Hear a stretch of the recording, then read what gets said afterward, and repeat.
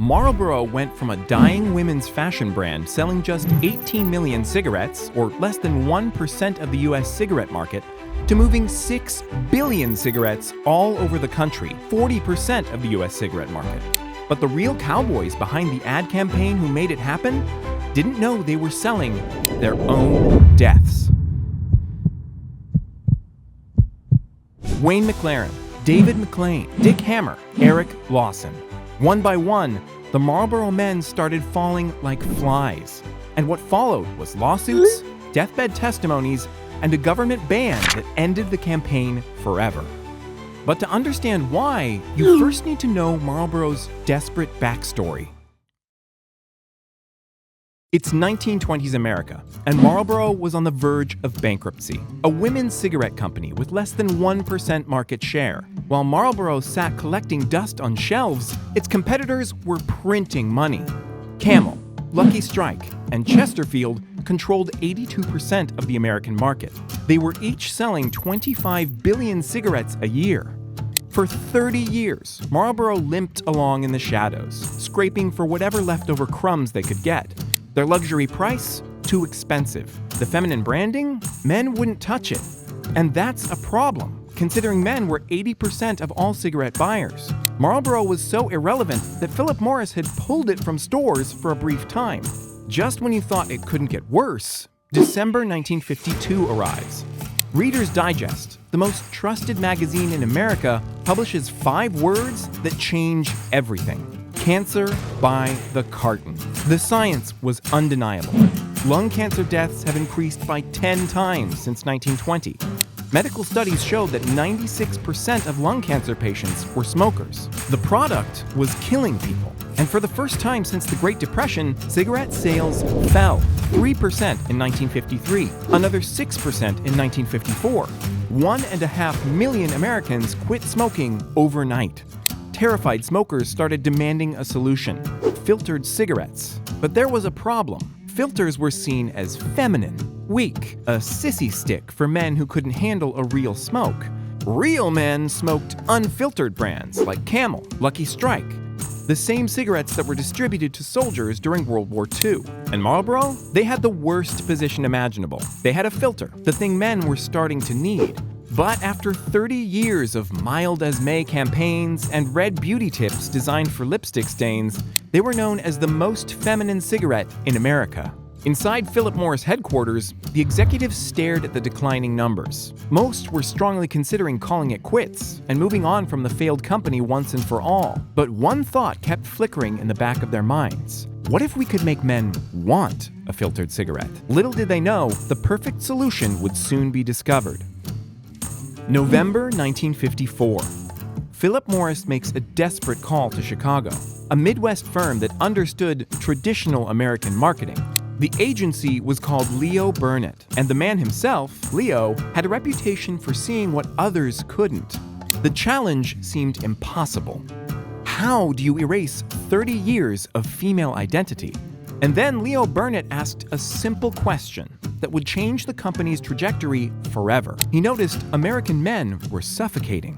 They'd come back from war expecting to be heroes, but instead, they became trapped in corporate offices, left feeling emasculated. Conformity was killing the American male spirit.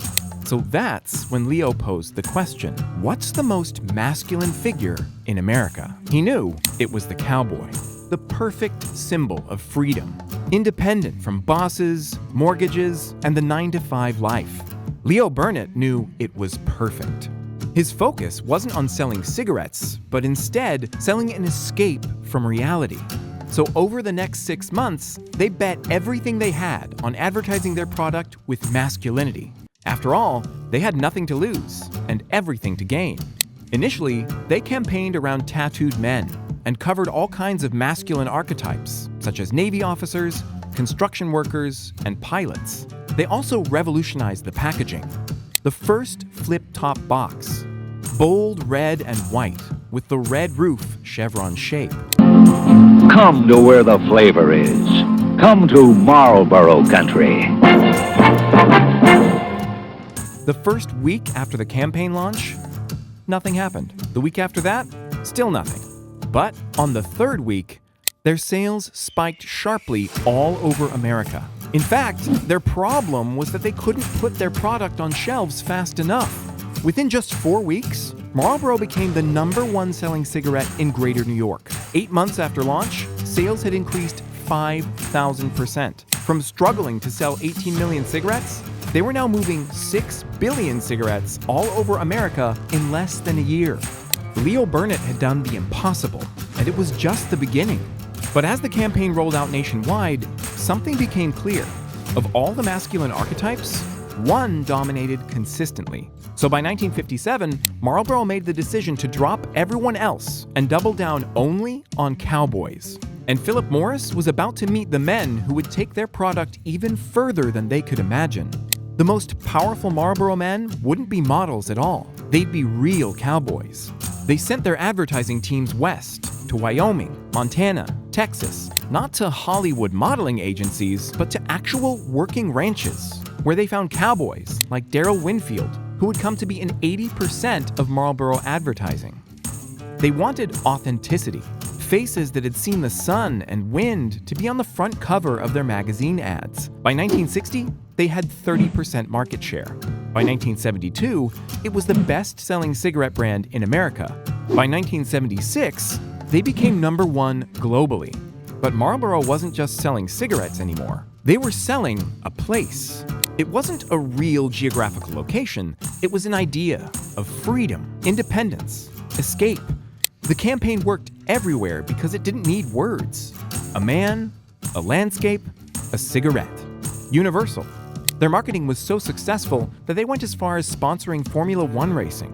The Marlboro Red became as recognizable as Ferrari Red. Their product placement in films became more apparent. Think of all the cowboy action heroes chain-smoking in every Western. By the 1990s, Marlboro was objectively the most valuable tobacco brand on Earth. And through it all, the message kept simplifying. The brand became so recognizable, it didn't need words anymore. You didn't even need to see the cigarettes, just as long as you saw the red roof. Marlboro's marketing strategy was so flawless that other brands copied the formula. From pickup trucks and beer to jeans and cologne, everyone was taking a page out of Marlboro's book. But while Philip Morris and the rest of the company were ecstatic with their monumental success, something disastrous was brewing in the background. The Marlboro men were starting to get sick. Not just one or two. Instead, it was one after another. The same diagnosis, over and over again. Lung cancer. Wayne McLaren, dead at 51. David McLean, dead at 73. Dick Hammer, dead at 69.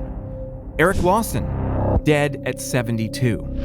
Research eventually identified at least 9 American Marlboro men who died of lung cancer or smoking-related diseases.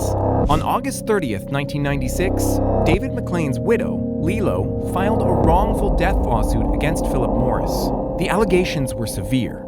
Apparently, David McLean was required to smoke up to 5 packs per take, just to get the right look for ads. And after every shoot, Philip Morris sent him gift boxes of free cigarettes. So much so that when McLean tried to quit multiple times, he couldn't because he was addicted.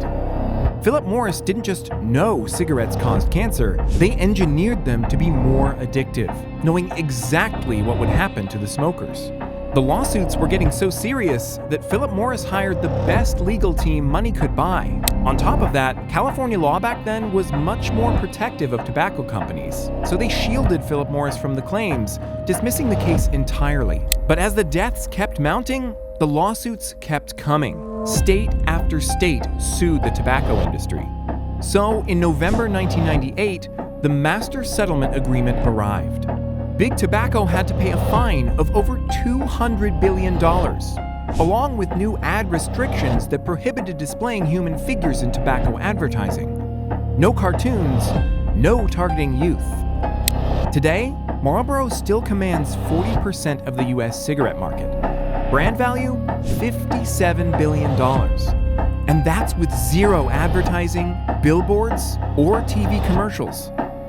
The brand is so embedded in the culture that the logo sells itself. Business schools today still teach the Marlboro turnaround as the greatest marketing case study ever. If you enjoyed this video, you're gonna love this next one right here. See you there.